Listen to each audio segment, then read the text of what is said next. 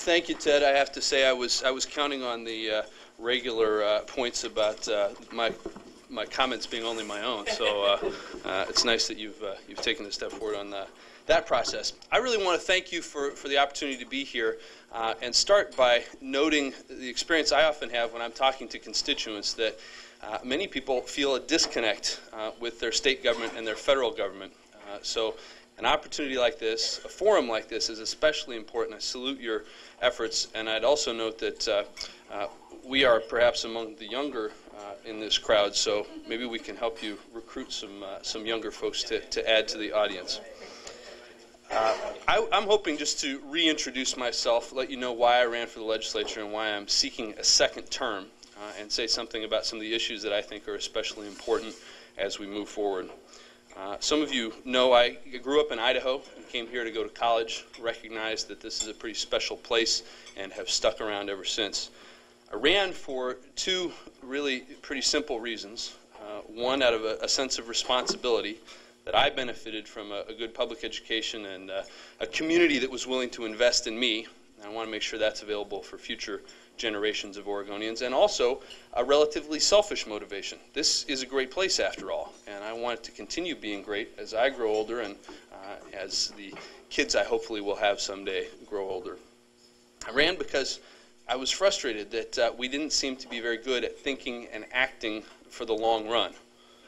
This is the state, of course, that created the bottle bill and public beaches, but it has been some time since those happened, and while we're right to celebrate them, they're definitional, they're part of who we are, they can't ever be the laurels on which we rest. We have to keep looking for the next innovation, the next creative solution. In fact, I think that's the sort of leadership we need in the state: creativity, innovation, and collaboration. And I'm happy to report that as a result of our work in the 2007 legislative session, and I'm happy some of my colleagues are here as well, we have a lot of good work we've done that fits with that tradition. Whether it's the renewable energy standard that will require 25% of our energy to come from renewable sources by the year 2025, whether it's increased nutrition standards for the food that's served in schools, there's the electronics recycling system that will soon allow us to recycle computers and printers, screens, the clean indoor air standards that will allow restaurants and bars to be smoke-free, investments in schools and infrastructure, or the establishment of the state's first general purpose rainy day fund to help insulate us from the volatility of our tax structure. I think we're on the right track. And by the way, we updated the bottle bill, so it will now include water bottles starting next year. I think the other thing to note, and we could spend a lot of time talking about the things we've done in the last session. They're good things, they're very positive, and they're worth celebrating. But they also, for me, really make me feel energized about all the opportunities that are before us, the things we have yet to do. And in no particular order, in a list that is by no means meant to be comprehensive, I'll tell you briefly about three things that I think are especially important for us. One is education. We've done a lot of good things over the last biennium, but we have a lot more to do. I think we have to start with a comprehensive definition that would include universal preschool, Head Start, all the way through graduate school, and will include community colleges and vocational training. The doors to opportunity start at the school door. It's the engine of our economy, but we have to make sure that when the school door opens, there are good things behind it. It means teachers that are well compensated, enough of them that classes are small enough for students to get the individual attention they need and deserve. It means a building that is conducive to learning. And it means stability so that students and teachers can be focused on their job rather than on whether they can keep the doors open and the lights on. I also think healthcare has to be one of our priorities. There's 600,000 people in the state, more than that, who don't have access to insurance. 100,000 of those are kids. And it's not only a moral failing on our part, but it's not very smart financially. Those of us who are lucky enough to have insurance will save money if we can make sure that people have access to a basic set of preventative care. And I'm especially excited to hear and learn about the recommendations of the Health Fund Board as they come forward to the legislature so we can move towards that goal, controlling costs, improving quality and transparency and access.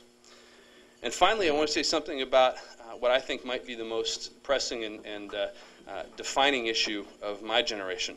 It's climate change.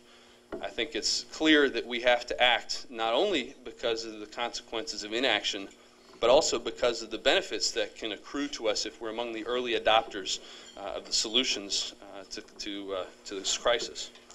Tom Friedman, many of you probably read the foreign affairs columnist in the New York Times, and perhaps you saw his column last week. He was talking about the economic expansion in the 1990s, the longest in the country's history, and pointed to IT as one of the real reasons for that, one of the fuels for that economic expansion.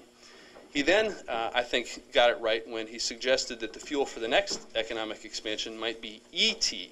It's not the movie that some of us remember from the 1980s, but environmental technology.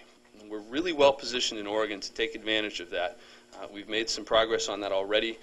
Wave energy is a good example of that. And I hope we're going to continue embracing that opportunity because I think it can help our economy and our environment simultaneously. I think in the interest of time, I'll conclude there and hopefully get us a little bit ahead of schedule as I see the 2-minute sign. But I really want to conclude by asking you to help us. When you leave here, you are all well-informed, engaged people, and I hope you'll talk to your neighbors, your colleagues, your friends, your family, and remind them that what we do in the legislature is a reflection of the engagement and involvement we can recruit from our neighbors and friends. So I hope you'll help us. We need your perspective. We need your involvement, and I hope you'll enjoy that opportunity with us. I ask for your vote, and I appreciate your time. Look forward to the conversation. Thanks.